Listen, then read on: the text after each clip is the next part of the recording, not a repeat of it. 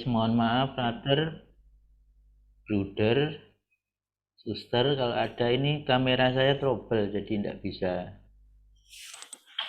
Kemarin-kemarin tidak ada masalah, tapi sekarang tidak mau tampil, mungkin Iya. takut pada para Frater sehingga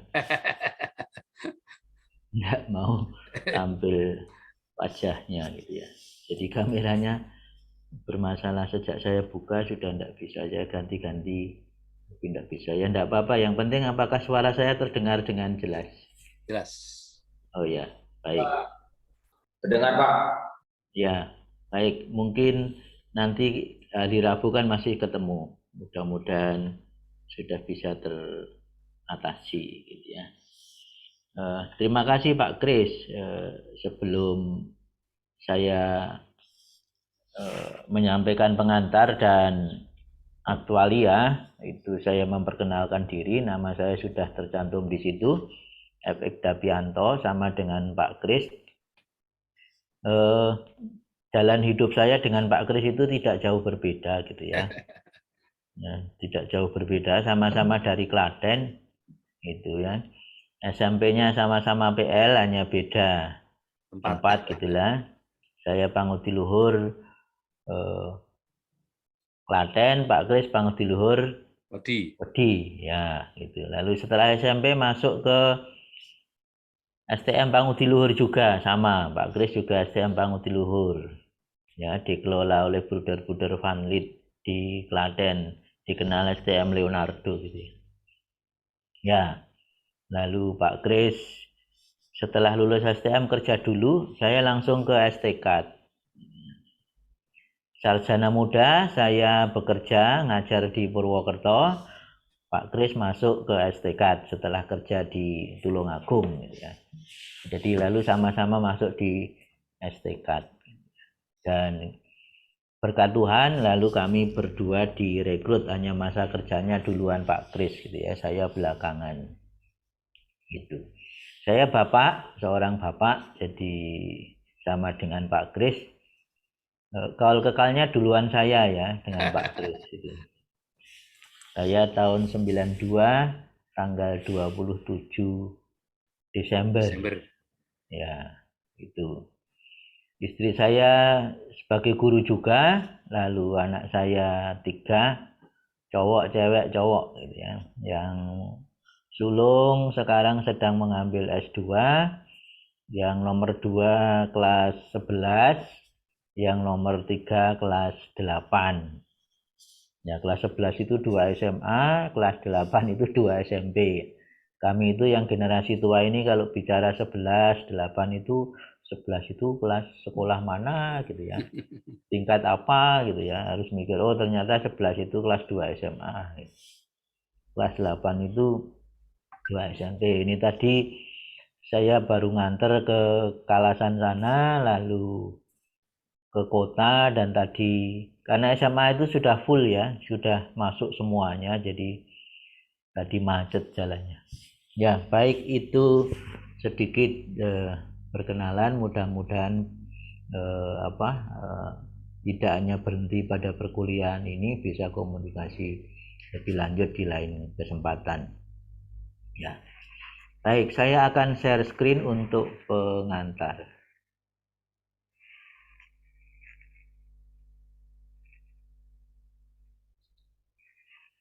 Baik, apakah sudah terlihat? Masih proses.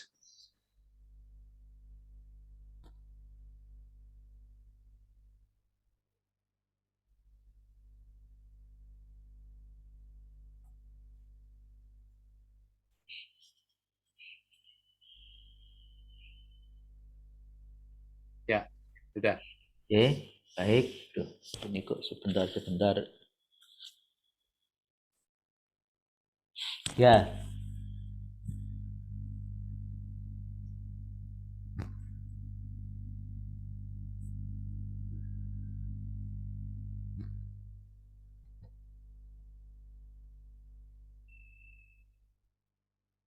sebentar hilang layarnya.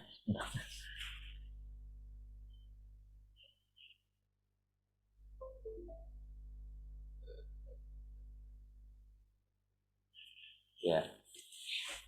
Baik, yang silabus yang kami sampaikan yang pertama itu bahwa sebenarnya kursus ini saya mengikuti perjalanan kurikulumnya dari dulu kaprodinya Romo Pras gitu ya. Waktu kaprodi prodi teologi itu Romo Pras. Kemudian ini dulu ketika kami berpikir bersama-sama, Kemendikbud itu atau Kemendikbud Dikti waktu itu minta supaya membagi, ada mata kuliah teori, ada mata kuliah laboratorium, ada mata kuliah praktik, ya, dan ada mata kuliah praktik lapangan gitu ya. Nah, lalu dari sekian mata kuliah di prodi teologi, kata-ketik ini dimasukkan menjadi mata kuliah praktik. Maka ya kami orientasinya nanti lebih ke praktek menghantar untuk bisa praktek dulu pada tahun kedua.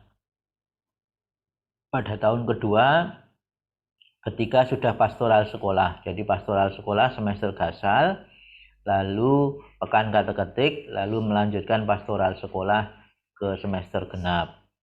Nah, sekarang 2 tahun atau 3 tahun ini dimasukkan ke tahun pertama. Ya, jadi ini ada perubahan dan nanti pastoral sekolahnya masih tahun kedua.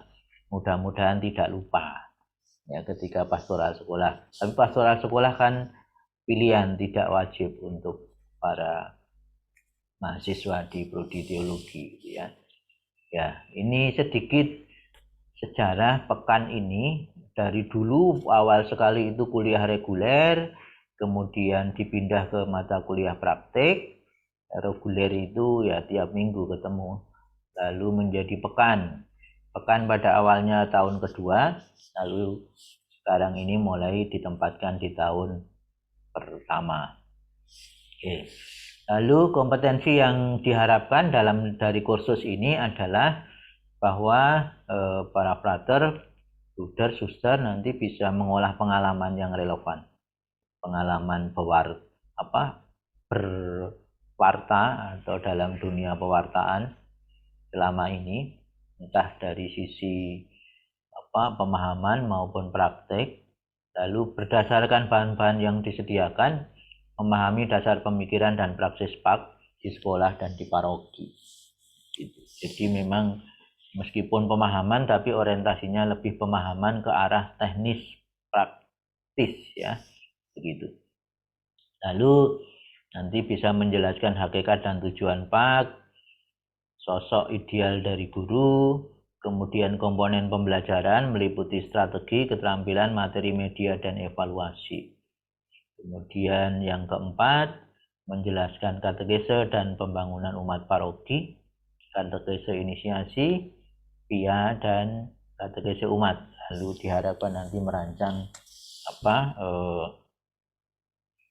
sebuah unit katekese, persiapan katekese. Kata-ketik paroki ini kami masukkan baru 2 tahun ini. Sebelumnya melulu pak sekolah, tetapi kami menyadari bahwa para frater nanti jarang sekali yang terjun ke sekolah sebagai guru.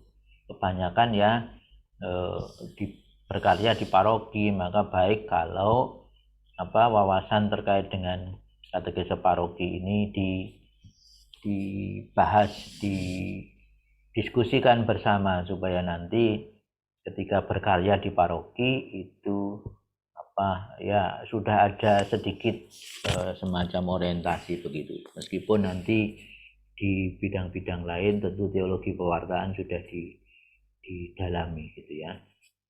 Oke, lalu bahannya sesuai dengan yang ada di jadwal, hakikat tujuan, sosok guru, strategi, keterampilan, itu nanti Pak Kris, materi media Bu Sisil, lalu penilaian saya.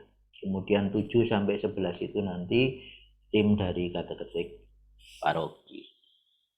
Ya, itu untuk silabusnya. Kemudian penilaian nanti tugas berdasarkan topik. Setiap topik, nanti pendamping akan menyampaikan manakah yang nanti akan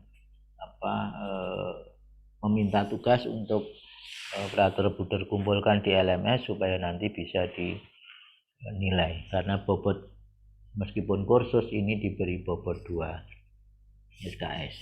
Baik, begitu untuk silabus. Apakah ada pertanyaan? Kalau ada pertanyaan, tanggapan, dipersilahkan. Kalau tidak, saya akan masuk ke aktualia yang pak sekolah. Ini gambaran umum saja. Oke, baik, mungkin sambil jalan.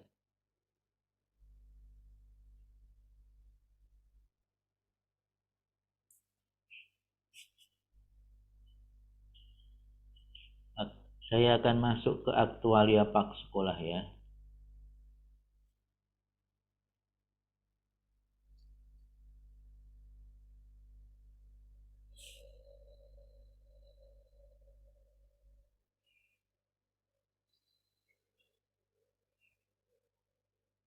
Saya sebentar.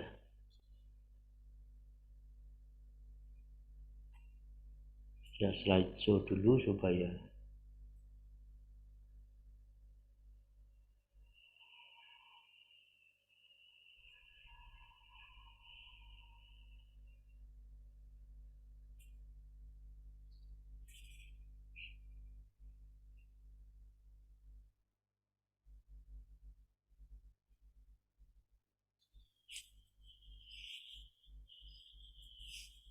baik. Apakah sudah kelihatan screen-nya?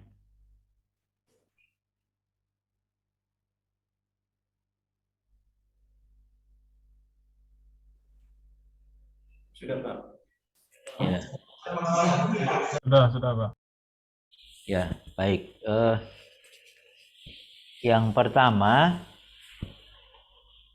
kita melihat konteks pendidikan di Indonesia. Sekarang ini Mas Menteri sedang gencar bicara soal merdeka belajar. Lalu ada guru, kepala sekolah, pengawas, penggerak.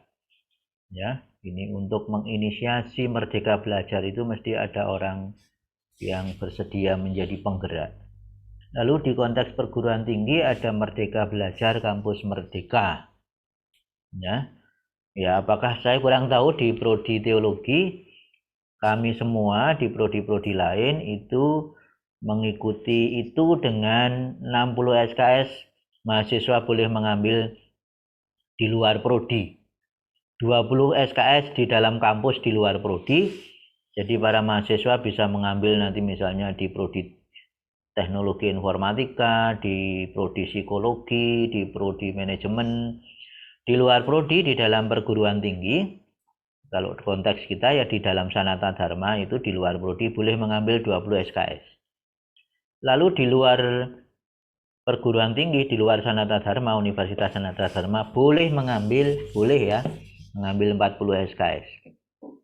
Ya, itu bisa asistensi mengajar, bisa asistensi di paroki masing-masing sejumlah 20 SKS. Nah, ini kampus Merdeka, Merdeka Belajar. Jadi mahasiswa punya ruang gerak untuk mengambil pilihan-pilihan lain untuk menyiapkan masa depan. Saya kurang tahu apakah di prodi teologi memungkinkan untuk itu, ya, mengambil di luar perguruan tinggi. Bisa perguruan tinggi sejenis, prodi sejenis, bisa berbeda sama sekali. Ya, bisa berbeda. Itu kampus Merdeka, Merdeka Belajar. Ya, kami sedang menyiapkan itu. Jadi nanti mahasiswa di prodi pendidikan boleh asistensi sekolah, boleh asistensi di tempat lain, ya tidak hanya di sekolah, mungkin di lembaga pastoral begitu, atau di komisi kateketik, atau di mana. Dan nanti bisa mengusulkan kegiatan itu setara dengan 20 SKS. Nah, Merdeka Belajar Kampus Merdeka ini digagas karena dunia kerja masa depan itu berubah begitu cepat. Banyak hal yang dulu menjadi sangat-sangat populer, utama, sekarang menjadi tidak. Keterampilan-keterampilan yang dulu mungkin banyak digeluti berubah. Nah, maka para generasi muda ini perlu belajar banyak supaya nanti ketika ada perubahan yang cepat, perubahan dunia kerja dan keterampilan, tidak lagi kesulitan.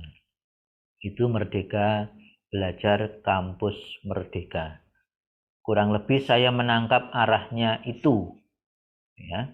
Kurang lebih saya menangkap arahnya itu karena sudah ada banyak lapangan kerja yang mulai tutup, ya. Misalnya pekerjaan di jalan tol, hampir sekarang sudah tidak ada lagi orang di sana, tinggal pakai kartu. Nanti di ruas-ruas tertentu jalan tol sudah mulai lagi tidak ada gerbang. Jadi sudah terintegrasi dengan kartu yang ada di mobil, sehingga mobil itu ada chip, sehingga ya lewat saja, tidak usah berhenti, tidak usah apa-apa. Asal di dalam mobil, di dalam chipnya itu ada nominal uang. Dan begitu, sehingga praktis. Bahkan teknologi berlanjut sedemikian rupa, kendaraan-kendaraan pun mulai lagi tidak perlu disopir gitu ya. Sudah ada yang otomatis bergerak. Nah, itu nanti kan pekerjaan sopir menjadi berkurang dan segala macam. Ya, hal ini perlu diantisipasi dengan kurikulum yang lebih fleksibel. Gitu. Maka Merdeka Belajar Kampus Merdeka mau menyongsong era itu di mana banyak pekerjaan mulai hilang dan muncul pekerjaan baru. Ya, lalu yang berikutnya kurikulum 2013. Kemudian ketika pandemi ada relaksasi, artinya kurikulum disesuaikan dengan situasi pandemi, dan berikutnya sudah disiapkan kurikulum prototipe untuk 2022 ini, prototipe nasional yang mungkin nanti 2024 akan disahkan gitu ya. Tapi sekarang baru taraf uji coba di sekolah-sekolah penggerak, lebih fleksibel. Ya, tidak ada penjurusan, tidak ada segala macam kalau di SMA, tetapi ada masing-masing mengambil, ada mata pelajaran wajib dan ada mata pelajaran peminatan yang minatnya kemana, jadi tidak lebih-lebih jurusan, sehingga lebih fleksibel. Ya, itu nanti di bahan pendukung sudah saya sampaikan itu.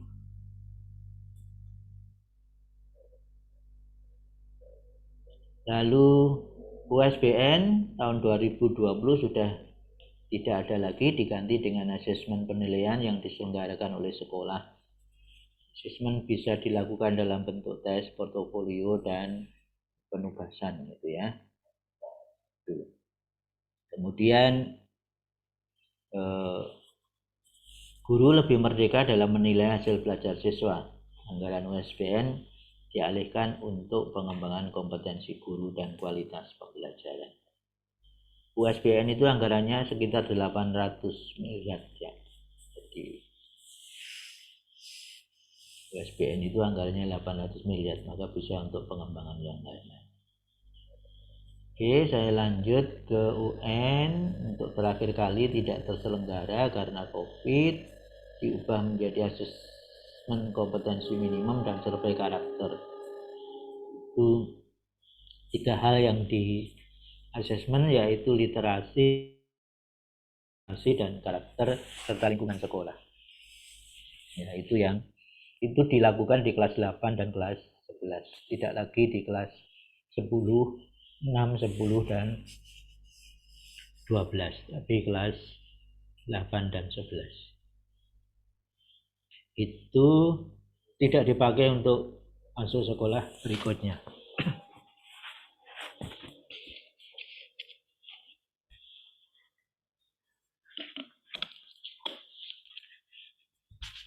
Untuk RPP, Bater Budal Susah, RPP itu persiapan mengajar, intinya begitu. Jadi guru itu sebelum mengajar dia membuat rencana persiapan pembelajaran, rencana pelaksanaan pembelajaran. Kalau dulu RPP itu sangat detail, Lalu Mas Menteri ini mencoba mengurangi beban administratif itu dengan RPP format ringkas. Meskipun nanti ada lampiran-lampiran pokoknya, tapi formatnya ringkas.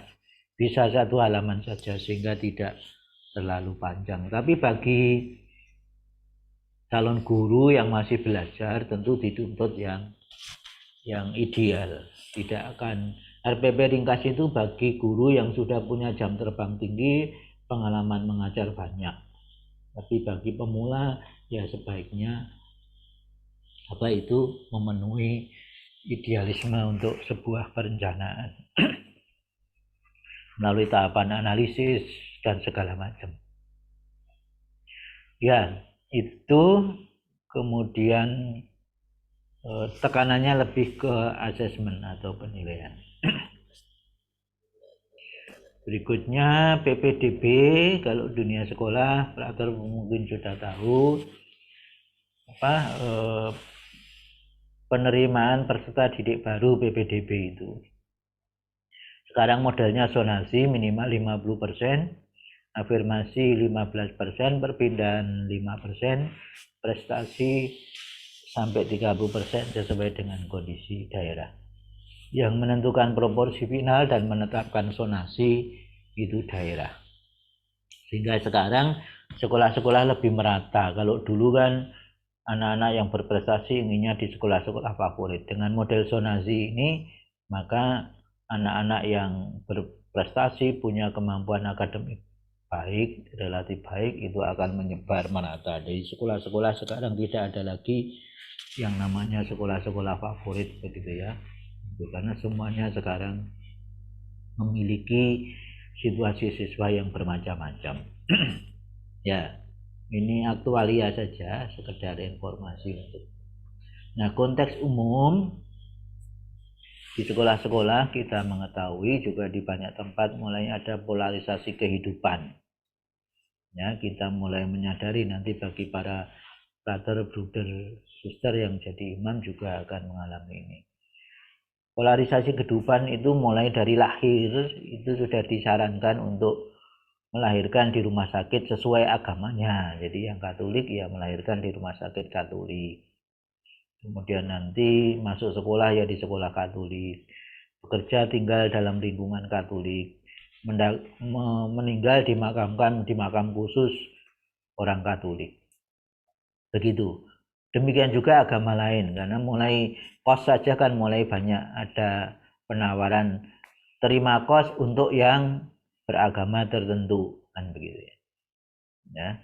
Lalu ketika dulu kasus berkaitan dengan Ahok itu banyak grup WA yang mulai terpecah gitu ya ketika bicara mengenai kafir dan seterusnya itu.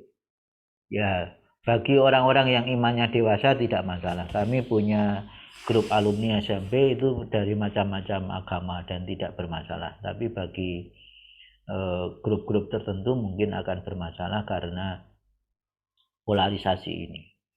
Dan mudah-mudahan ini tidak berlanjut ya, dengan sekarang ditekankan banyak hal mengenai kebinekaan. Apalagi nanti di kurikulum prototipe itu ada topik Bhinneka Tunggal Ika yang didalami sehingga sebagai warga bangsa Indonesia tidak merasa ada pembedaan-pembedaan dan polarisasi.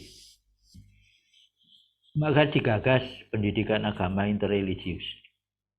Ya, ini pendidikan agama. Tapi apakah itu bisa dilaksanakan? Tapi sekurang-kurangnya sudah disiapkan, sudah digagas. Ya, tapi kemungkinan akan sulit dilaksanakan karena kalau yang menggagas dari sisi minoritas ya nanti menerapkan ke mayoritas akan sulit. Ya. Oke, lalu fungsi sekolah Katolik. Nah, ini juga di yayasan-yayasan bisa bisa dipahami, dimengerti. Dari pengalaman saya dulu mengajar di Yayasan Sosial Bina Sejahtera milik Romo Umi, itu ada yang bermaksud melayani masyarakat, sehingga kalau ada murid Islam ya disediakan guru agama Islam karena orientasinya memang melayani masyarakat. tentu gurunya dipilih oleh yayasan. Ya, meskipun kalau dulu di Jogja ada proyek pilot, sekolah-sekolah Katolik di drop guru-guru agama Islam supaya murid yang Islam bisa belajar agama Islam oleh Kementerian Agama, ya, dinas atau kanwil gitu. Tapi sayangnya itu tidak jalan karena murid-muridnya tidak mau. Sekolah Katolik tidak merasa sebenarnya mau mengikuti asalkan guru agamanya itu dipilih oleh yayasan. Jadi murid Islam diberi pelajaran Islam tidak masalah, asal guru agamanya dipilih oleh yayasan, tidak di drop dari kementerian waktu itu. Itu sudah terjadi di Jogja itu, ya.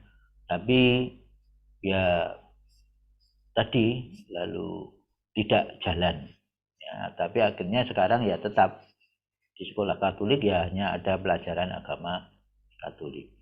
Lalu ada yayasan atau sekolah Katolik yang ingin melayani orang tua Katolik. Maka di sekolah itu diselenggarakan ada persiapan komuni pertama, ada persiapan krisma, dan seterusnya.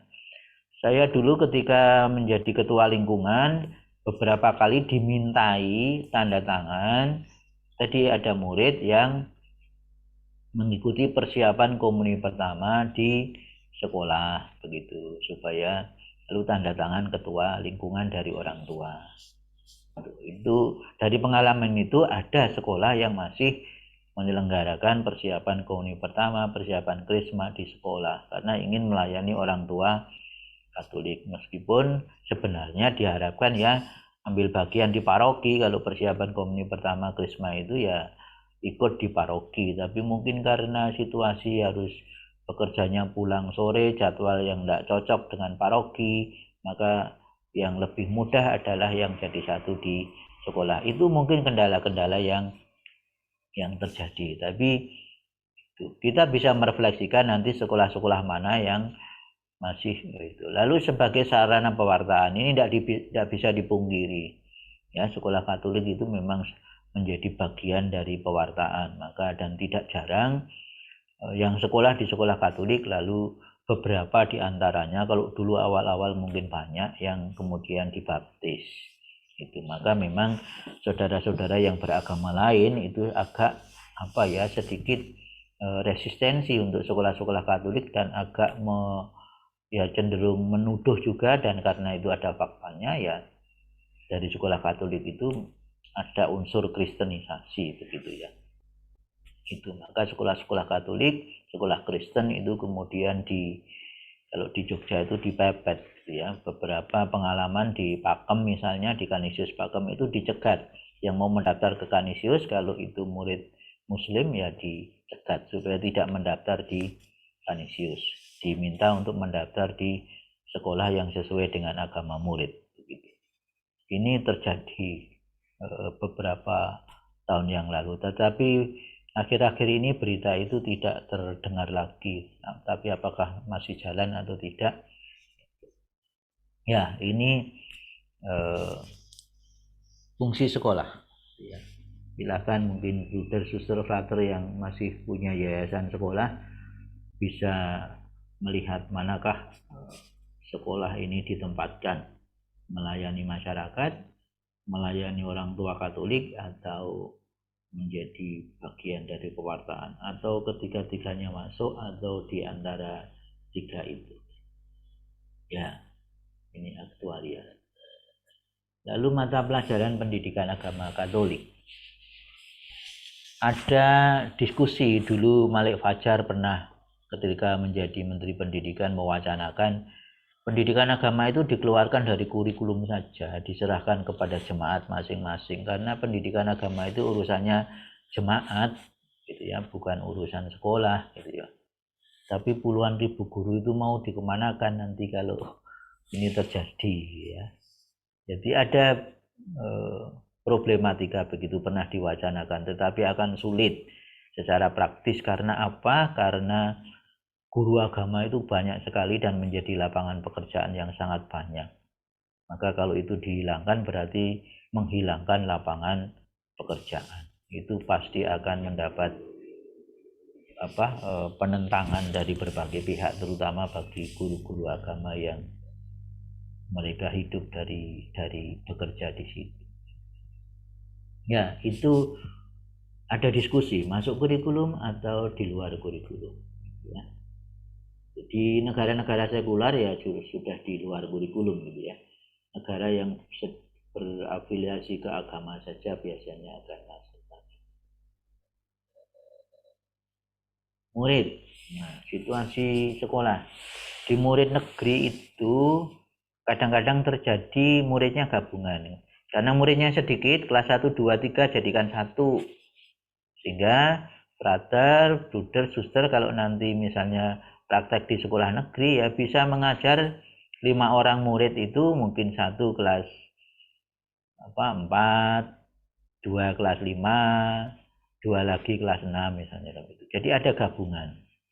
Kalau tidak, karena sekarang untuk memenuhi jam mengajar guru, ya meskipun satu orang tetap menjadi satu, sehingga tidak digabung. Karena apa? Karena untuk memenuhi jam mengajar guru. Jadi ada yang digabung, ada yang sekarang tidak. Jadi kalau ada 3 murid di kelas 4, 5, 6 SD misalnya, atau kelas 7, 8, 9 SMP di negeri, ya masing-masing murid itu tetap belajar sesuai kelasnya. Kelas 7 satu orang, kelas 8 satu orang, kelas 9 satu orang gitu. Nah, gurunya mengajar hanya satu orang saja. Lalu kadang-kadang yang berpikir ngapain susah-susah membuat persiapan yang dihadapi hanya satu orang gitu. Itu. Kalau di sekolah swasta, karena tadi muridnya bermacam-macam agama ya campuran. Ada yang mungkin Hindu, ada yang beragama Buddha, ada yang beragama Islam, ada yang beragama Kristen. Nah, kalau campuran begitu ya bahannya kan tidak mudah mengajar murid campuran itu. Kalau khusus Katolik ya bisa saja dituntut sampai penghayatan. Tapi kalau nanti ada murid Islam kan tidak bisa dituntut penghayatan. Ada murid Hindu juga tidak bisa dituntut penghayatan. Ya sekedar pengetahuan. Tapi bagaimana nanti kita mengajar satu kelas yang sekelompok sampai penghayatan, yang sekelompok hanya informasi kan tidak mudah. Ini situasi real yang di sekolah karena minoritas gitu ya. Jadi kalau di daerah timur misalnya di Ambon itu mayoritas Protestan gitu ya. Katolik sedikit, mungkin beda di Flores gitu ya. Mungkin kebalikannya. Dan ini semuanya membawa persoalan pada tujuan pembelajaran, materi, metode, dan evaluasi. Ya. Ini situasi murid. Tadi mengenai. Nah, sekarang situasi guru juga. Guru ada yang profesional, lulusan sarjana pendidikan, tapi banyak juga guru yang relawan. Relawan itu kadang ya guru mapel lain karena Katolik, karena di situ tidak ada guru, ya sudah. Ya, di Jogja ini banyak sekolah yang tidak ada guru agama Katoliknya, cukup banyak. Sehingga yang mengajar ya kadang dari relawan yang aktivis paroki atau guru yang kebetulan beragama Katolik, misalnya guru bahasa atau guru matematika, mereka mengajar. Begitu. Saya pernah dimintai salah satu teman di Kalimantan bahan-bahan untuk pelajaran agama Katolik. Karena dia diminta untuk mengajar agama Katolik. Dia guru bahasa waktu itu. Ya, jadi situasinya seperti itu. Ada guru yang memang profesional, ada yang relawan.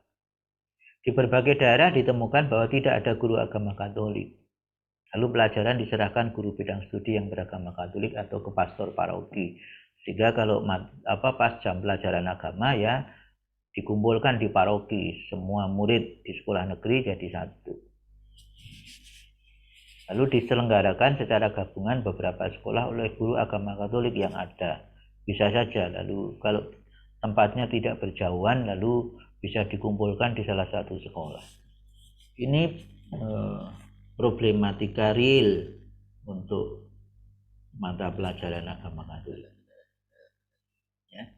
Lalu tempat dan jam pelajaran ini juga supaya diketahui gitu ya.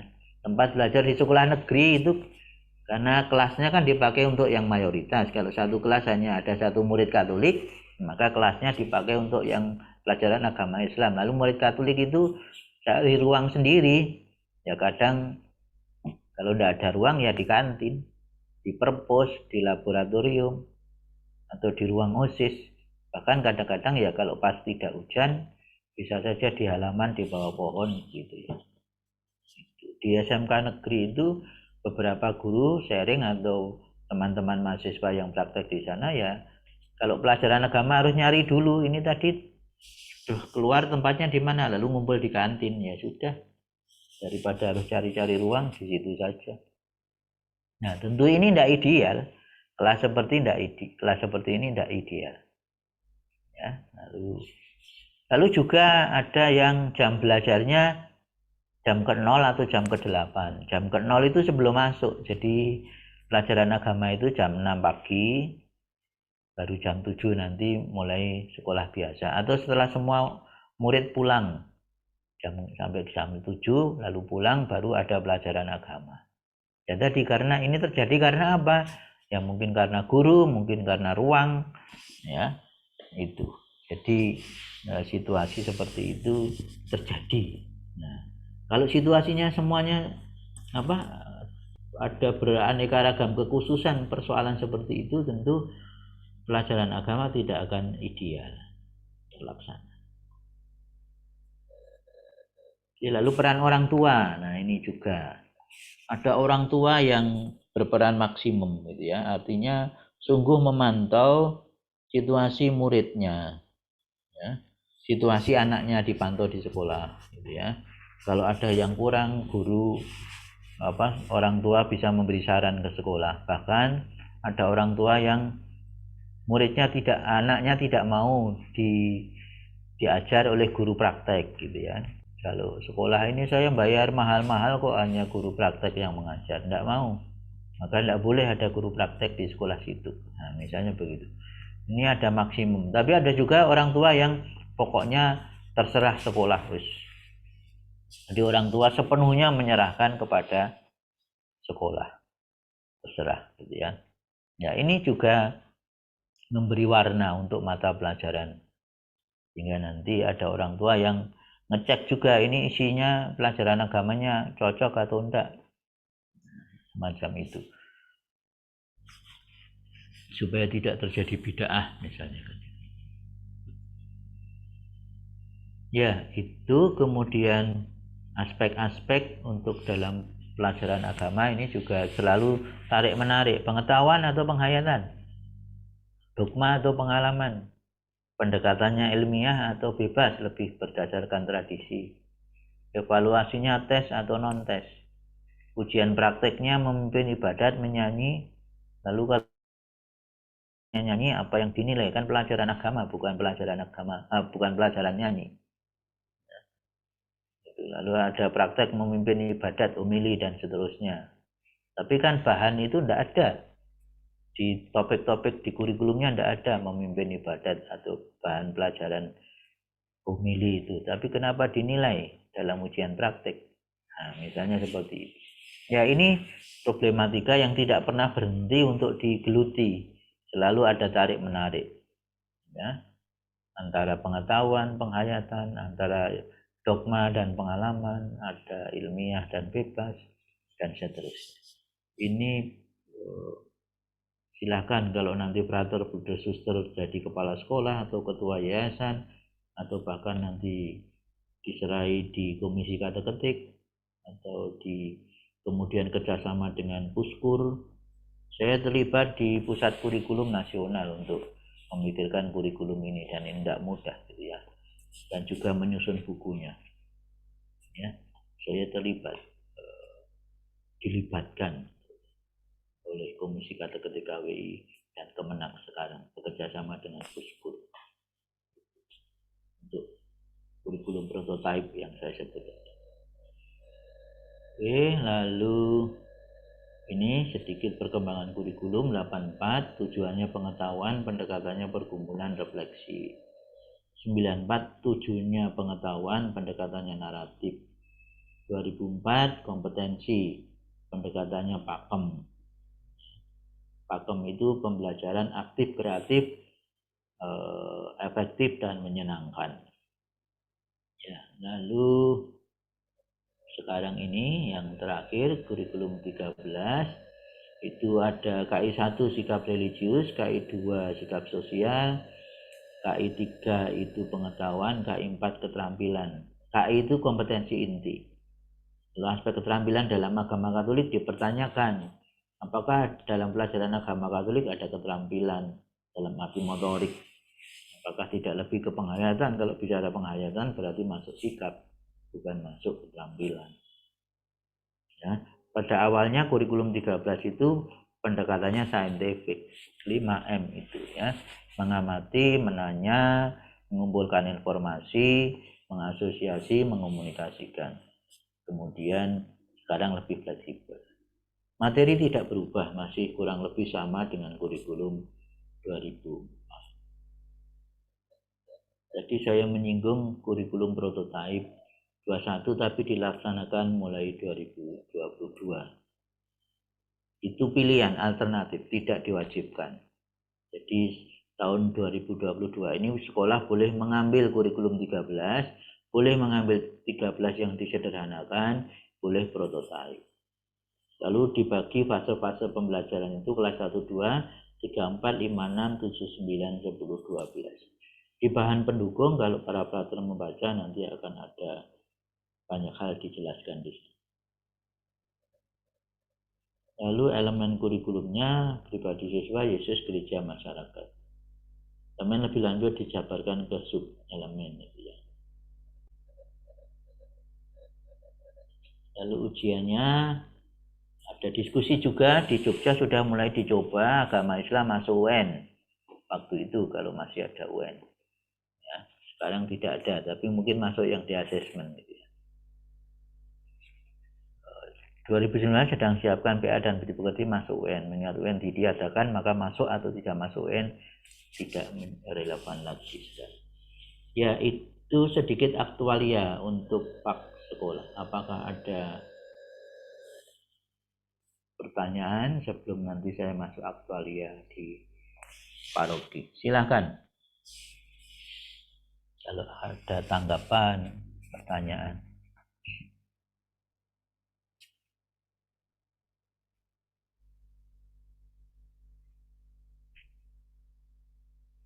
Bisa langsung menyampaikan, silahkan buka mic-nya lalu bisa menyampaikan. Boleh bertanya, boleh memberi respon tertentu untuk hal tadi. Jadi problematika pendidikan agama yang secara aktual terus ada, itu tadi saya sampaikan. Ada banyak aspek yang harus dipikirkan gitu ya. Oke.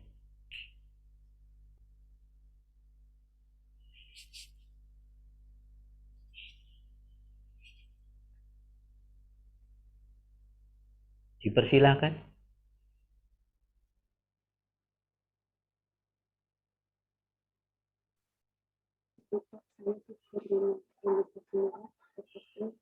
Mengajar sering hendak juga meminta pendapat dari Bapak begitu. Silakan, Suster. Agak keras, Suster. Baik,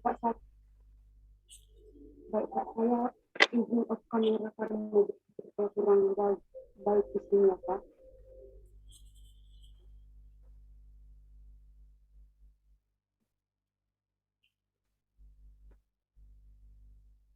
Apakah suara saya jelas, Pak? Ya, sudah jelas.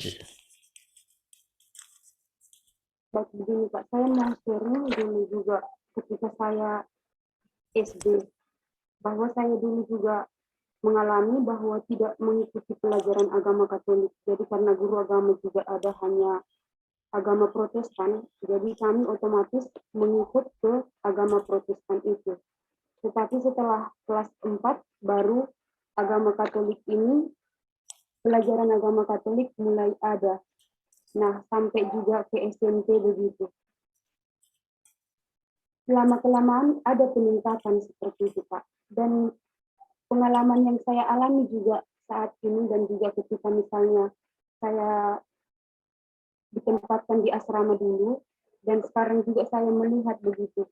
bahwa kami dari kongregasi FSE itu mengelola asrama dan juga sekolah. Nah, di sini kan bahwa agama-agama lain juga diperkenankan masuk ke sekolah ini. Tetapi pada misalnya ketika anak itu masuk di asrama,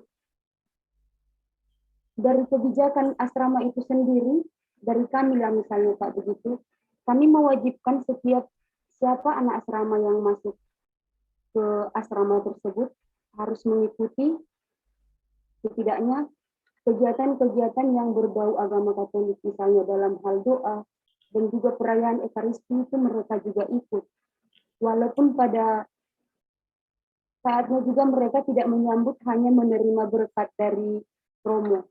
Dan segala kegiatan-kegiatan yang berbau Katolik itu mereka ikuti seperti itu Pak. Nah, padahal sementara di sini seperti polarisasi kehidupan tadi. Ada gejala-gejala itu. Ketika misalnya dia sekolah di Katolik, ya kita ikutkan juga walaupun berbeda agama, otomatis juga mereka mengikuti agama Katolik. Ya walaupun dari pihak mereka kita tidak tahu apakah mereka ikhlas mengikuti itu atau hanya karena aturan semata begitu. Dan saya mau bertanya, apakah itu salah begitu Pak? Dan ada juga dari pengalaman kami di asrama itu, dia beragama Muslim, tetapi pada pengakuannya dia mengatakan bahwa dia agama Katolik. Ya mungkin ini juga keteledoran atau kekurang penelitian kami dalam melihat siswa-siswi begitu Pak. Kebetulan ini para asrama putri. Jadi selama dia berada di asrama kami itu, dia selalu ikut menyambut, padahal dia sebenarnya adalah agama Muslim. Dan kami juga mengetahui bahwa dia agama Katolik dari kami. Tetapi pada akhirnya dia mengalami sakit dan kami membuat sakramen perminyakan kepada anak tersebut. Dan hingga anak itu meninggal karena sakit itu. Nah, setelah dia dibawa ke rumahnya, baru kami tahu bahwa dia adalah agama Muslim ketika dia di kain kafani begitu Pak. Nah, kami juga terkejut dan dari pihak keluarga mereka mungkin tahu, maka mereka juga meminta maaf atas kurang inian tadi, kurang ketaan kami juga melihat dan mereka juga tahu tetapi tidak memberitahu ke kami bahwa mereka sebenarnya berasal dari agama Muslim begitu Pak. Nah, ini bagaimana menanggapi yang seperti ini begitu? Terima kasih Pak. Ya, baik Suster. Ini ada relator dari Angin Mamiri sudah angkat tangan, silahkan sambung saja. Memberi tanggapan Suster atau membuat tanggapan yang beda, silahkan. Terima kasih Pak atas Ya. kesempatan saya. Di sini saya mau sedikit menanggapi tentang fungsi sekolah Katolik, yaitu masyarakat ada pelajaran agama sesuai dengan agama murid. Nah, misalnya ada murid yang sekolah di sekolah-sekolah Katolik, terus apakah itu gurunya difasilitasi oleh sekolah Katolik itu sendiri? Bagaimana? Terus yang kedua, mengapa sekolah-sekolah Katolik itu agak cenderung lebih mahal dibandingkan dengan sekolah-sekolah lain, sehingga ini mengakibatkan banyak murid-murid Katolik yang golongan rendah tidak sanggup untuk bersekolah di sekolah Katolik, sehingga mereka lari ke sekolah negeri yang lebih cenderung lebih murah biayanya. Tetapi di sekolah negeri mereka tidak mendapatkan pelajaran agama, sehingga mereka tidak bisa mengenyam pendidikan agama di sekolah-sekolah negeri. Dan walaupun juga mungkin ada dari pihak guru-guru Katolik yang memberikan pengertian, tetapi tidak semua sekolah negeri memiliki guru-guru Katolik. Di Makassar sendiri saya melihat banyak murid-murid yang bersekolah di sekolah negeri yang beragama Katolik tidak mendapatkan pendidikan agama Katolik. Dan bukan cuma pendidikan agama, tetapi di hampir semua bidang banyak ada yang sudah kelas 5 SD, tapi belum lancar untuk membaca. Nah, menjadi prihatin bagi kita orang-orang Katolik ketika melihat anak-anak Katolik yang bersekolah di sekolah negeri, tetapi mempunyai pendidikan yang sangat rendah karena kurang, seperti yang kita tahu bahwa di sekolah negeri itu tidak semua mempunyai kedisiplinan yang seperti yang dilakukan oleh sekolah-sekolah Katolik, seperti kurang perhatian begitu kepada murid-murid. Nah, tanggapan saya, apa yang harus dilakukan oleh tim-tim dari guru-guru Katolik terhadap situasi yang terjadi yang dialami oleh murid-murid yang bersekolah di sekolah negeri, supaya mereka bisa mendapatkan pendidikan agama yang baik dan juga pendidikan umum, supaya mereka tidak tertinggal. Itu saja, Pak. Terima kasih. Ya, baik, terima kasih, Brother. Dua dulu saja ya, supaya nanti tidak kelupaan.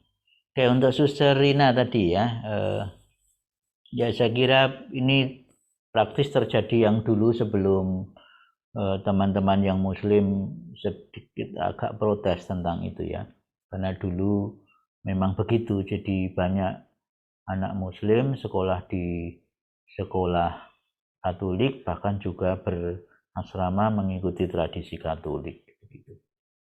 Ya, itu terjadi. Mungkin kalau nanti di kota-kota di Jawa dan yang lebih kota besar begitu agak kritis, memang orang tua tidak lagi seperti itu. Tetapi ada orang tua yang memang tidak masalah dididik secara itu, asal tadi aspek-aspek penghayatan tadi tidak sekedar informasi, sekedar mengenal agama lain, tidak apa-apa gitu ya.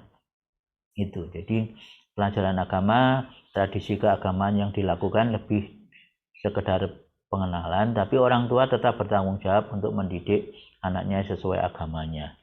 Itu hanya tadi mungkin catatan saya sebenarnya, kalau ada orang mengaku Katolik, mestinya diminta surat baptis.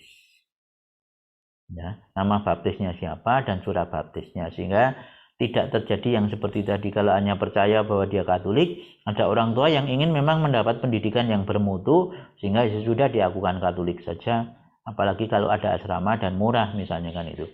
Ya, itu untuk nanti supaya tidak bayar banyak tetapi mendapat fasilitas dan pendidikan yang baik. Maka hati-hati terkait dengan kalau yang memang Katolik ya diminta surat baptis saja. Kalau dia tidak Katolik nanti tidak akan bisa mendapatkan surat baptis, supaya menjadi diketahui gitu ya. Gitu. Lalu apakah itu bersalah atau tidak, kan sebenarnya seperti tadi saya sampaikan, untuk apa ya, prinsip, kalau prinsip gereja kan sebenarnya ya agama itu harus sesuai dengan keyakinannya gitu. Kalau dia tidak berkeyakinan Katolik, dipaksa Katolik kan juga gitu, tidak bisa. Tapi ada orang yang tadi, saya ingin mengorbankan sedikit keyakinan itu untuk pendidikan yang lebih bermutu. Jadi ada pilihannya lebih ke situ. Dulu banyak masyarakat menyekolahkan ke sekolah Katolik karena mutu, ya, karena bermutu, karena disiplin dan seterusnya. Tapi sekarang sekolah-sekolah negeri pun sudah mulai ke arah sana, sehingga mutu tidak menjadi apa ya, kalau dulu memang sangat-sangat menonjol di sekolah Katolik, tapi sekarang tidak begitu. Ya, itu yang tanggapan untuk suster. Sejauh nanti orang tua menyetujui ya tidak masalah.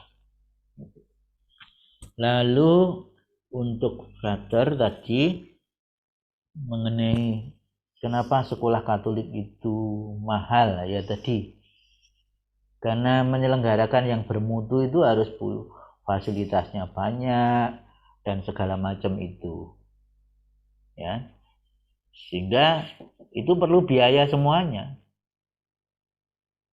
sehingga ya konsekuensinya begitu. Dan guru-guru juga harus digaji dengan standar yang lumayan, yang baik begitu. Dan kalau sekolah swasta ya semuanya itu dari orang tua murid, kecuali sekolah itu punya donatur lain. Kalau tidak punya ya tadi semuanya dari orang tua murid, maka konsekuensinya menjadi mahal.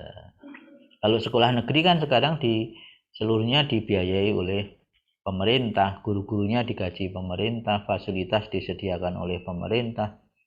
Bahkan beberapa kabupaten itu sudah gratis sampai sekolah menengah atas. Ya, kalau di Jogja masih SMP itu gratis.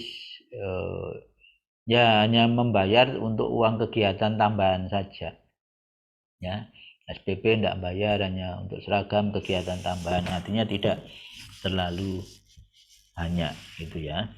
Lalu tadi untuk sekolah negeri memang kadang-kadang tadi untuk guru agama perhatian untuk tradisi keagamaan Katolik juga berkurang. Itulah dilema, tidak bisa kita memaksa orang tua untuk menyekolahkan ke sekolah Katolik kalau memang tidak bisa membiayainya, ya. Kalau biayanya begitu mahal, misalnya Vanlit, berapa masuk Vanlit? DBP-nya berapa? Sejauh saya mendengar informasinya, untuk kelas 3 itu sekitar 30 juta, untuk kelas 2 sekitar 40, untuk kelas 1 yang dikategorikan orang tua kelas 1 itu 60-an juta. Ya tidak mungkin kalau orang tua pekerjaannya guru menyekolahkan di sana, ya susah sekali. Belum nanti SPP dan uang asramanya, ya, uang asramanya mungkin sekitar 1,5 sampai 2 juta, sehingga kalau dengan SPP per bulannya bisa 3 juta, dengan uang saku 3,5 sampai 4 juta. Ya, kalau gaji guru 2 juta sampai 2,5 juta harus mengeluarkan per bulan 3 sampai 4 juta, bagaimana mungkin? Nah, tapi tidak semua sekolah swasta semahal itu. Ada pinggiran sekolah-sekolah Kanisius di pinggiran di Jogja ini masih sangat-sangat murah. Ya, sangat-sangat murah. Memang ya yayasan harus apa ya istilahnya pegawai yayasan atau romo yang mengelola yayasan itu ya harus banting tulang untuk mencari donatur, mencari dana tambahan yang lain, ya, untuk itu. Lalu saya mengingatkan, sebenarnya kita tidak bisa menyerahkan aspek pewartaan ini ke sekolah, baik sekolah Katolik maupun negeri.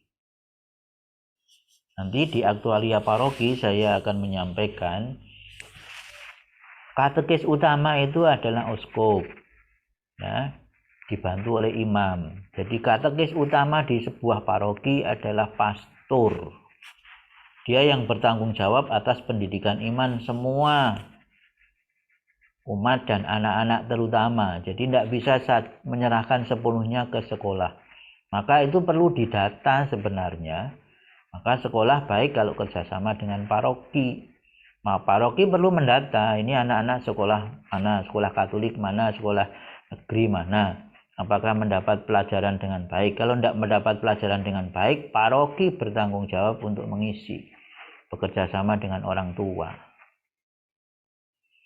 Nah, itu harus, ya.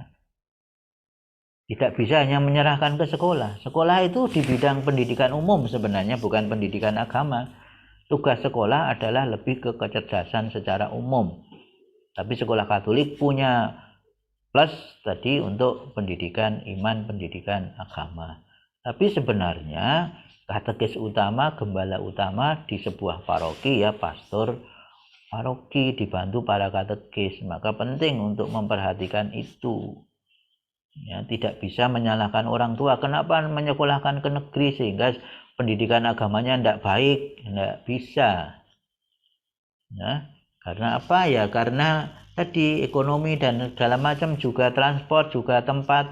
Sekarang zonasi, kalau harus ke kota biayanya sulit, masuknya juga sulit, dan seterusnya. Kalau swasta memang tidak zonasi, tapi nanti akan kendala untuk antar jemput, untuk segala macam. Jadi problematika tidak hanya soal itu, ada cukup banyak itu. Ya, itu catatan saya. Ya, sekolah Katolik, swasta Katolik mahal, kenapa ya? Karena semuanya harus, kalau mau berbaik ya perlu biaya gitu ya. Kalau orang Jawa mengatakan jer basuki mawa beyo gitu ya. Kalau mau bermutu ya biayanya tinggi, tidak bisa tidak, itu konsekuensi yang harus ditanggung. Ya, lalu sekolah negeri kita tidak bisa melarang, menentang, dan mengarahkan. Memang ya menawarkan orang tua supaya menyekolahkan ke sekolah Katolik, tapi kalau memang sulit, tidak mampu ya. Dan kadang-kadang sekolah swasta pun, kalau di SD Kanisius, di Yayasan Kanisius Jogja kan tidak mengangkat guru agama.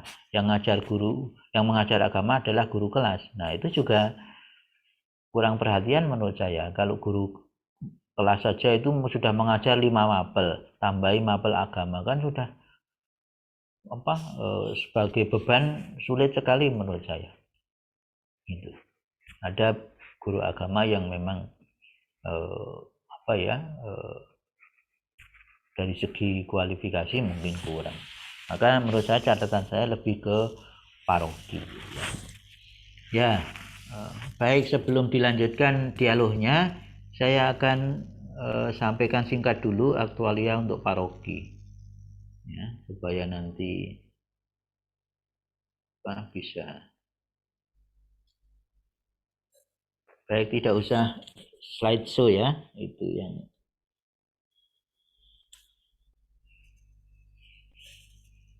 Ya, saya tentu Frater, Bruder, Suster sudah tahu bahwa sudah ada Pedoman Umum Katolik tahun 2020. Sekarang masih dalam proses penerjemahan ke bahasa Indonesia.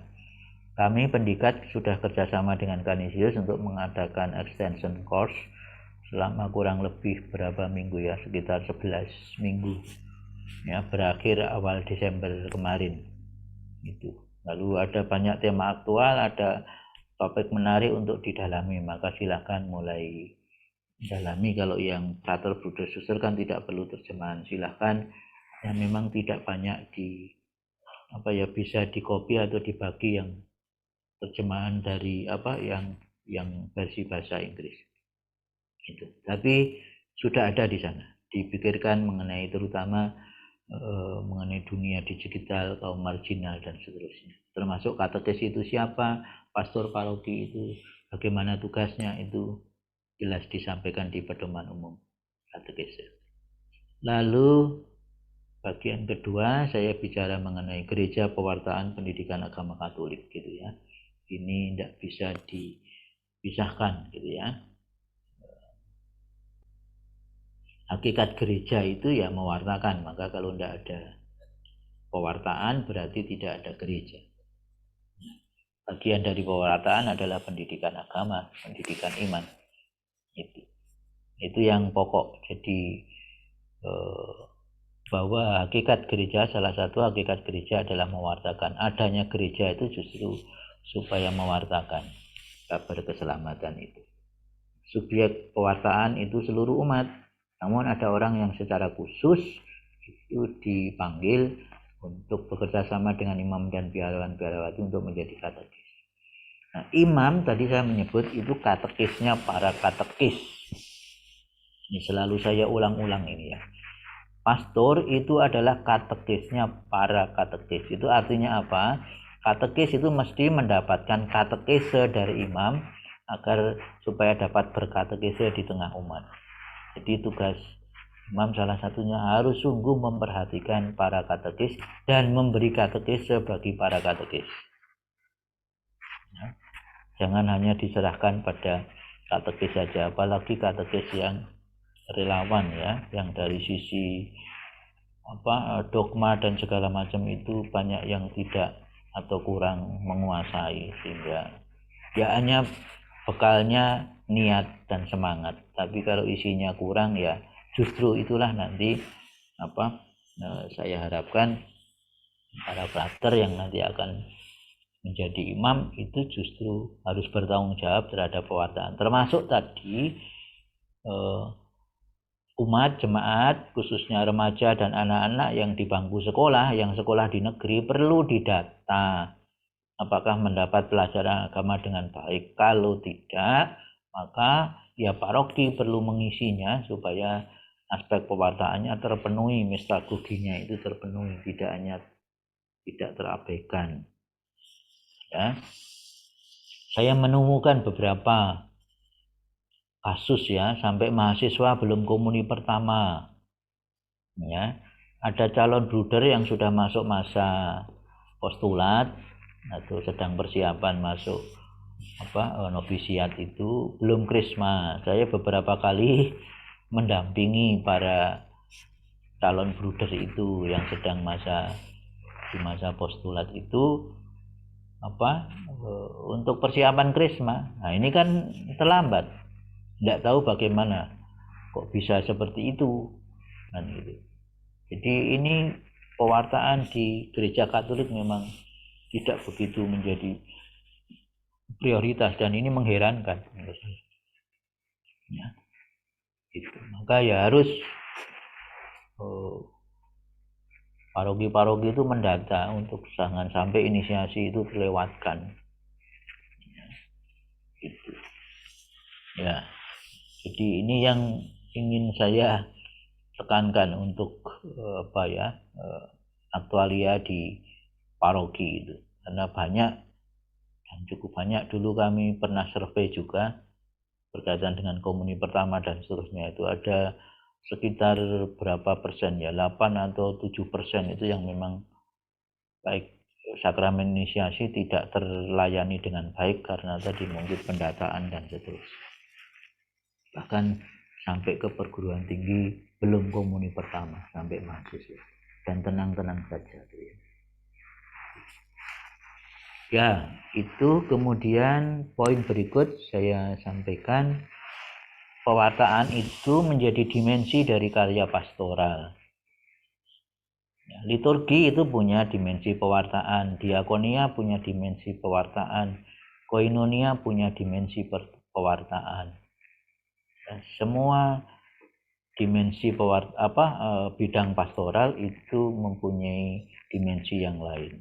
Ya, liturgi jelas ketika homili itu di sana ada dimensi pewartaan. Bahkan ritualnya juga punya dimensi pewartaan. Misalnya ritual kematian itu sangat menyentuh bagi saudara-saudara kita yang beragama lain gitu ya. Wah, gereja Katolik itu ritual kematiannya sangat agung dan megah. Saya punya dosen yang terus terang mengakui seperti itu. Betul, kalau imannya tidak kuat, melihat ritual kematian di gereja Katolik itu bisa goyah. Dosen S2 saya pernah menyampaikan seperti itu. Ya, karena di sana ada liturgi ibadat atau ritual yang sangat megah dan bagus gitu ya. Maka banyak orang kemudian tertarik, wah besok kalau mati saya ingin seperti itu, maka saya ingin jadi Katolik saja. Nah, jadi ada dimensi pewartaan. Di Paroki Kalasan punya kebijakan dulu ketika Romo Budi yang sudah pindah ke Solo itu, bahwa ketika umat meninggal wajib misa, tinggal memberitahu ke paroki. Kalau yang lain-lain kan dulu program dulu itu harus minta supaya ada ekaristi ke paroki. Tapi justru ketika Romo Budi menjadi pastor paroki di Kalasan itu menyampaikan harus misa. Ya, kenapa harus? Ya karena umat itu ya paling-paling seumur hidup kan dimisakan hanya satu kali itu. Dan itu ada dimensi pewartaan ketika homili, ketika ada ekaristi kematian itu kan ada, tadi diakui ada ritual yang sangat megah dan agung. Sehingga itulah kesempatan mewartakan kepada orang yang beragama lain. Karena kalau di kematian itu kan yang melayat masyarakat sekitar, agamanya bermacam-macam. Nah, itu kesempatan gereja mewartakan. Saya menyambut sangat apa ya, sangat dan mengapresiasi kebijakan itu. Ya, jadi wajib misa. Bahkan kalau romo paroki tidak bisa misa, romo paroki yang mencarikan imam di luar paroki untuk misa itu, sehingga umat tidak terbebani untuk mencari sendiri. Ya, karena tidak mudah cari imam untuk misa requiem ini. Ya, jadi masing-masing pewartaan ada di liturgi, ada di persekutuan. Banyak orang Katolik juga melihat orang-orang non Katolik itu melihat orang Katolik itu persaudaraannya bagus, rukun, guyup gitu. Nah, itu kan aspek koinonia. Maka dia ingin seperti itu lalu menjadi Katolik. Jadi ini beberapa hal. Lalu poin terakhir aktualia yang ingin saya sampaikan, pewartaan sebagai bidang tugas khusus ya. Sebagai bidang tugas khusus ada evangelisasi, ada katekisasi, mestagogi. Tadi saya sebut supaya anak-anak sungguh mendapat pendidikan iman yang baik, yang cukup dari PAUD sampai PIUL ya. Kalau di Uskupan Agung Semarang. Pendidikan anak usia dini sampai pendidikan iman usia lanjut PIUL, dari PAUD sampai PIUL. Itu harus mendapat perhatian yang cukup. Ya. Dalam konteks Indonesia, maka ada katekese umat, ada katekese kontekstual, katekese sosial, katekese naratif. Dunia katekese berkembang pesat hanya di tengah jemaat karena banyak katekes yang tidak mengikuti perkembangan ini, yang masih relawan saja, maka hal seperti ini terlewatkan, tidak dipahami. Ya, di dunia teologi pewartaan sangat maju. Dalam dunia kateketik, metodologi katekesi itu juga berkembang sedemikian rupa, tapi di tengah jemaat masih seperti itu saja yang terjadi. Kenapa demikian? Tadi mungkin saya melihat karena katekisnya yang di tengah jemaat itu justru yang tadi relawan-relawan yang dalam hal ini tidak menguasai. Dan pendidikan agama Katolik di sekolah bagian dari pendidikan iman secara menyeluruh. Baik, itu aktualia dari saya. Nanti silahkan, karena sudah jam 9 waktunya cukup, nanti silahkan istirahat. Kalau ada tanggapan dan yang lain-lain dipersilahkan, bisa di LMS, bisa juga di grup WA, atau nanti di pertemuan yang lain. Romo Heri akan bicara secara umum mengenai pewartaan dan pokok-pokok PAK, maka silakan tadi bisa ditanggapi secukupnya atau dimintakan penjelasan. Oke. Jadi terima kasih, Pater. Aktualia saya akhiri dan sampai ketemu di sesi-sesi selanjutnya. Oke. Terima kasih. Terima kasih Pak Dapi. Silakan Prater, sekarang kita rehat dulu. Nanti setengah 10 saya akan kontak Romo Heri apakah langsung di Zoom atau mungkin mengikuti LMS dulu. Mungkin bisa disimak di grup WA supaya nanti setiap kali ada informasi bisa kita tindak lanjuti. Selamat istirahat. Kita sementara live dulu. Oke. Terima kasih atas sharingnya. Terima kasih. Sama. Oke. Klik sejenak.